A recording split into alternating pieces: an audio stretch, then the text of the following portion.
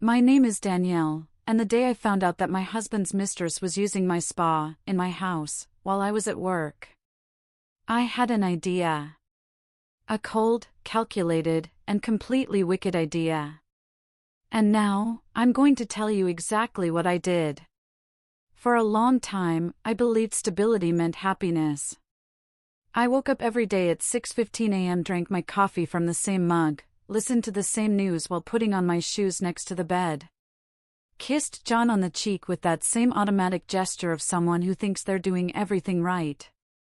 Then I'd say goodbye to Mocha, my little Shih Tzu who, unlike me, seemed to notice what I refused to see. We lived in a comfortable house, on a quiet street in the suburbs of Austin.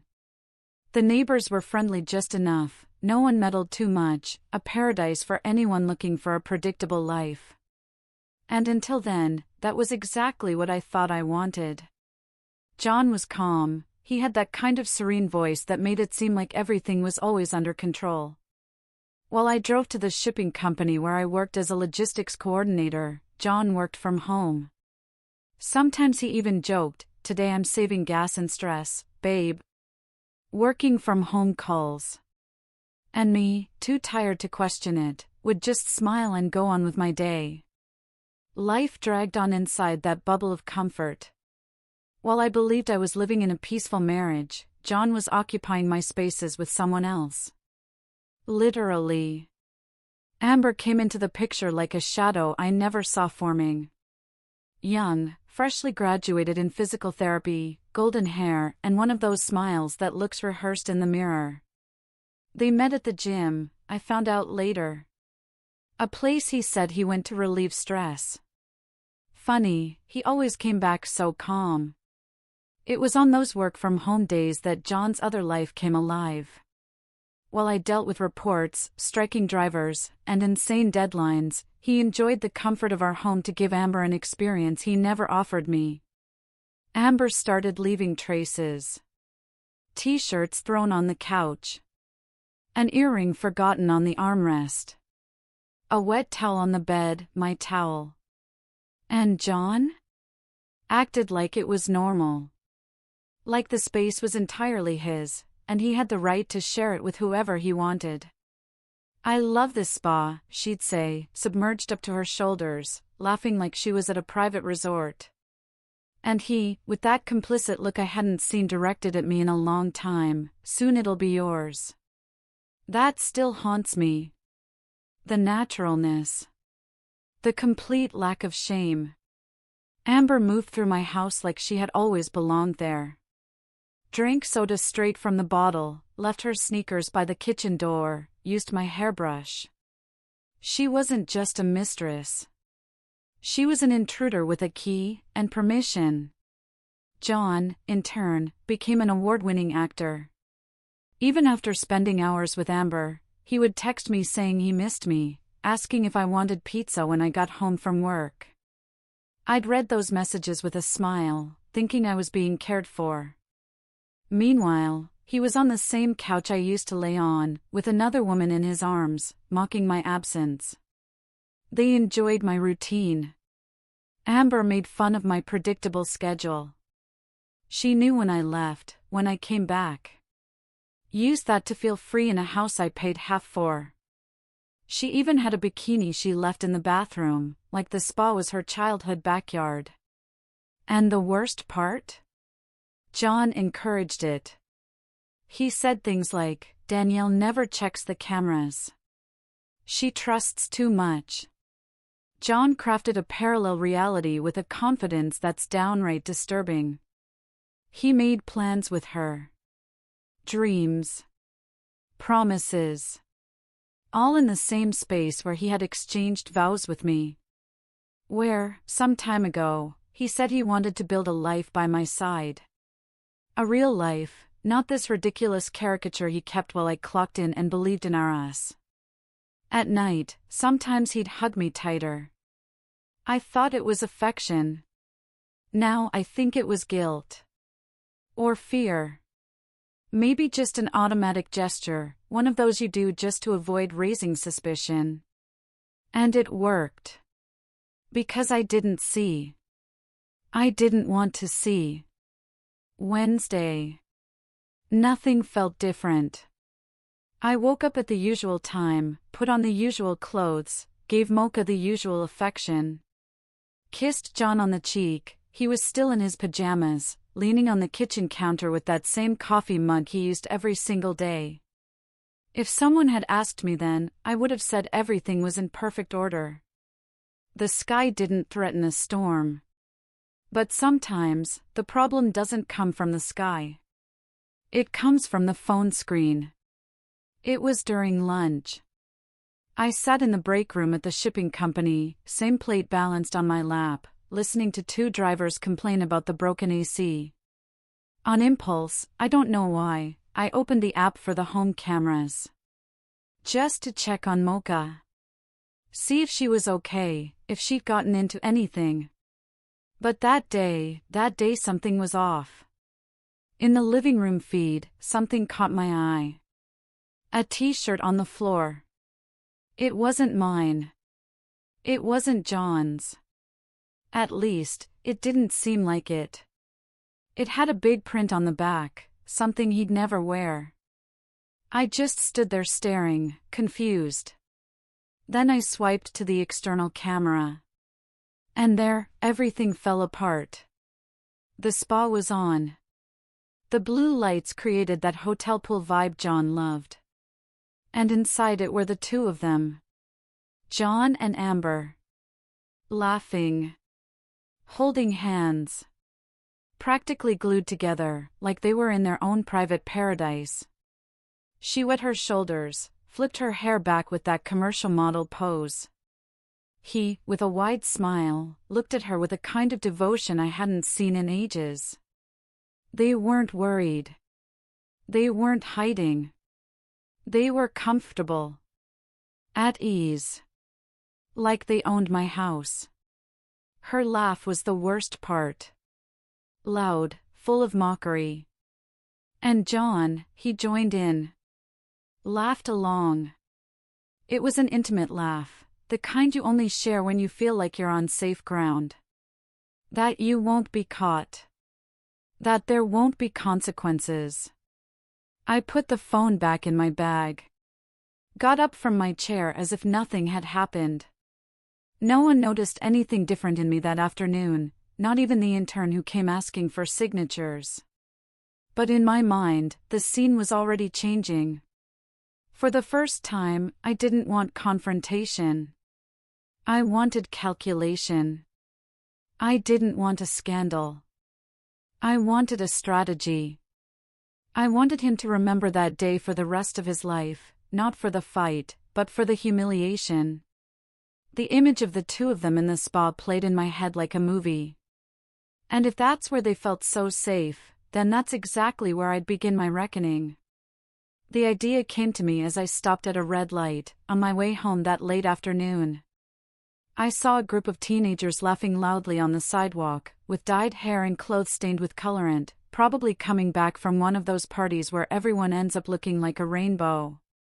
And right then, out of nowhere, it hit me, what if they carried the mark of betrayal on their skin? Kicking them out wasn't enough. I wanted them to feel it. To carry on their bodies the dirty play they were acting out in my home. And that's when the plan was born.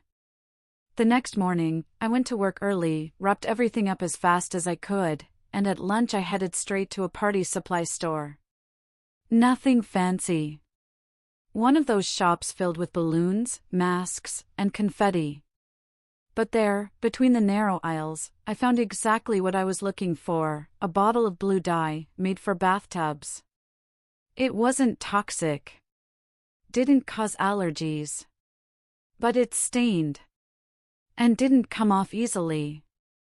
The store clerk even said, lasts a few days, you know? Really sticks to the skin. I smiled. That's exactly what I want. I paid in cash. Left no trace. In that moment, my plan came into full shape. I would use the very ritual of their betrayal against them. The spa was their altar.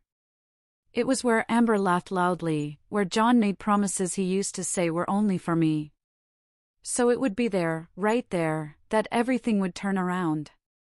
A stage, yes, but now the lead role was mine. I waited until Friday. Same routine. I woke up and wished John a good morning with the same calm as always. He had no idea. Still walking around with that ridiculous confidence of someone who thinks they've got everything under control. The spa was covered with the tarp, like John always left it when it wasn't in use. I uncovered it carefully, poured the entire bottle into the water, and stirred it well with the net handle. The water kept that soft blue shade, slightly cloudy, nothing that would draw attention, especially under the lights John liked to turn on. I covered it all back up with the tarp. I left the house as usual, but instead of heading to work, I parked 2 streets away. Turned on the camera app. Everything was still quiet. Inside the car, phone in hand, all I had to do was wait. The hours dragged on like never before. I watched every move through the screen. I saw Amber arrive, wearing that tight workout outfit, like she was heading to a magazine shoot. She came in through the back door, with the key he had probably given her without a second thought. Mocha didn't even bark. She already knew her.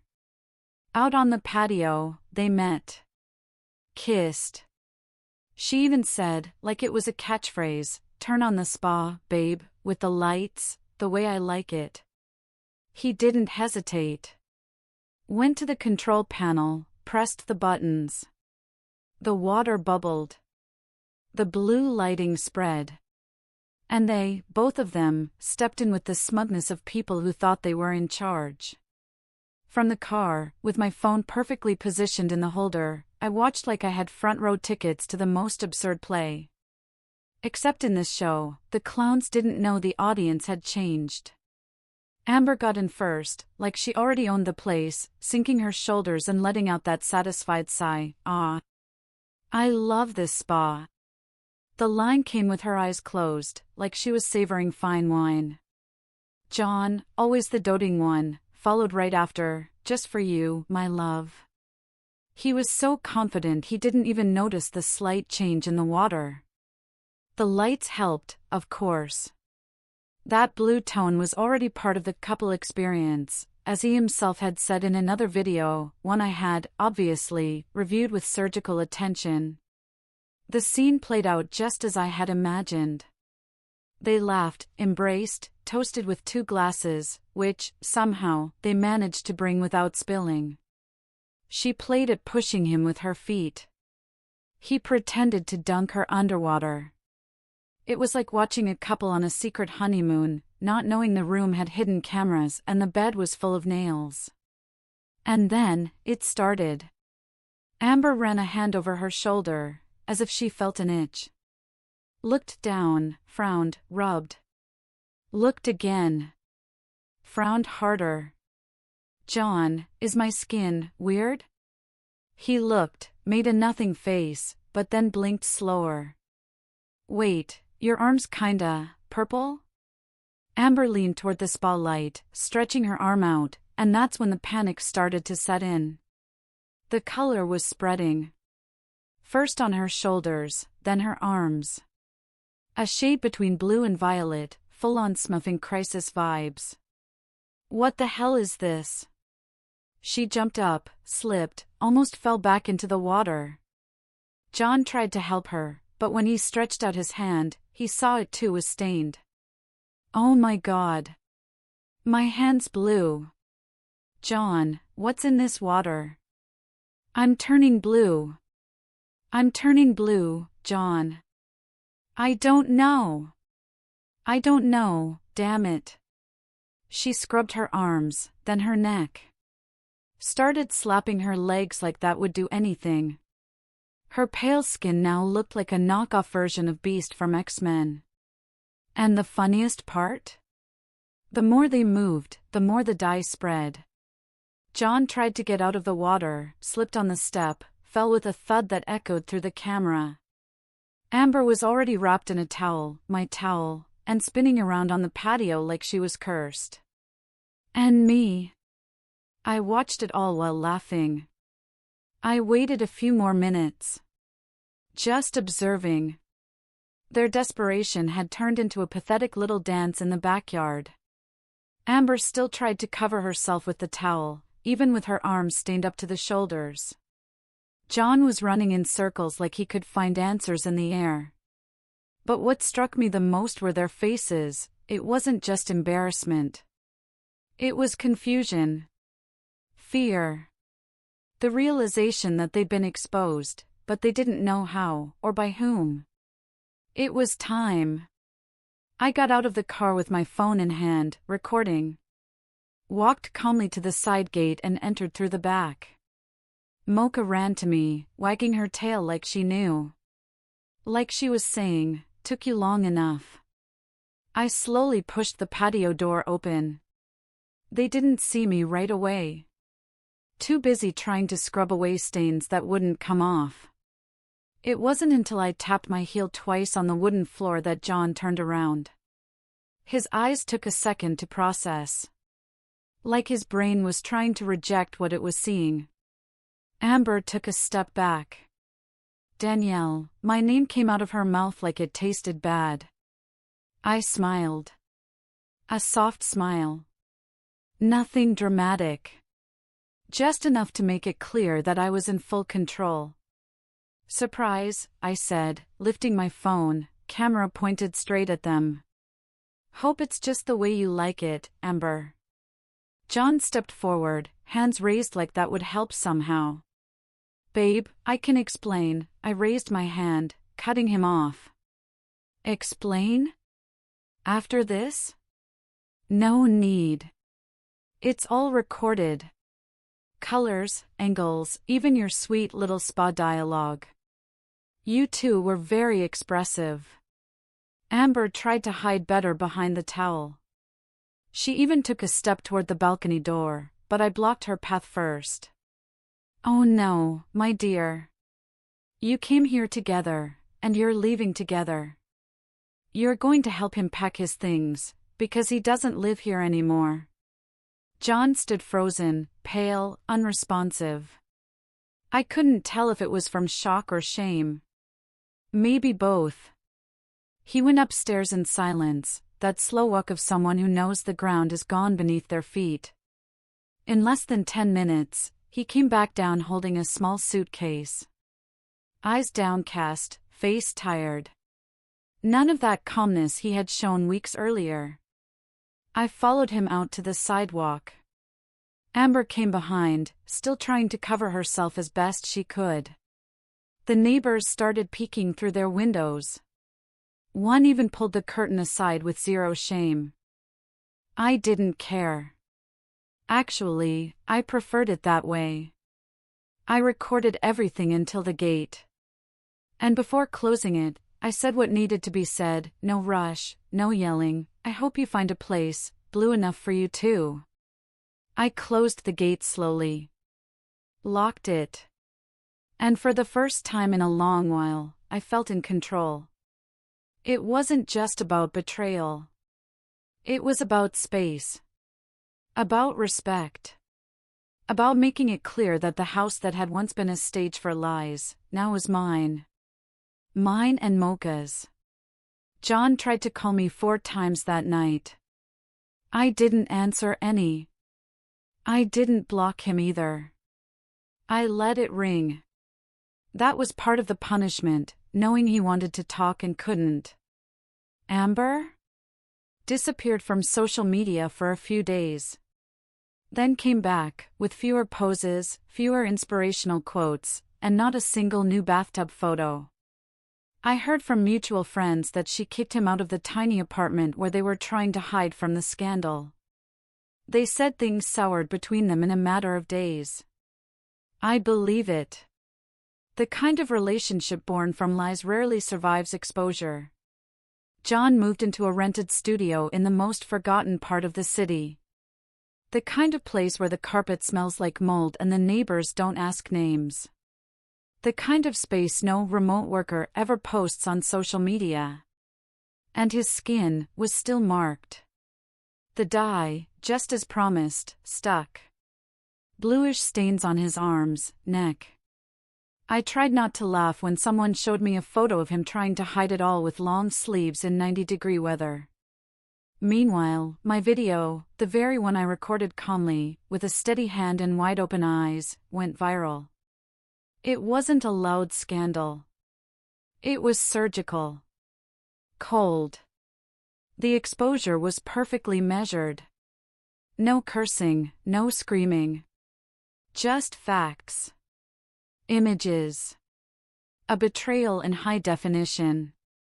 Messages started pouring in from everywhere. Women thanking me, saying they felt avenged through me. Strangers calling me the silent genius, the classiest ex in Texas. I didn't reply to everyone, but I read every single message. It felt good. The house changed. I redecorated gradually. Got rid of everything that had his vibe. The spa was now mine, all mine. Mocha got a new bed, a cozy spot closer to the balcony. Sometimes we'd sit there on warm nights, and I'd let my mind wander. Not in regret, in relief. Funny thing is, losing him didn't hurt like I thought it would. There was no breakdown, no drama sobbing into my pillow. Just this feeling of reclaimed space. Of cleansed territory. The last thing I heard about John was that he quit his old job. Apparently, the story didn't sit well with management. Nobody trusted him anymore. That kind of reputation doesn't fade easily. And the blue, even if it's faded from his skin, still lingers. At least in the eyes of those who look at him now. As for me? I'm good. Moving forward. One step at a time. I'm not gonna say everything's perfect, because nothing ever is. But I've learned to read the silences better. To not confuse calm with respect. And most of all, to never again mistake stability for self-erasure. Now, anyone who enters my life comes in by invitation, not by accident. And anyone who leaves, walks out through the front door. Blue, if they've earned it. Danielle didn't make a scene. She made art. And she even left the two of them with a little blue souvenir. Now tell me, would you be that cold-blooded, or would you already be locked up for assault? Drop your comment. And if you liked this story, subscribe to the channel, more is coming.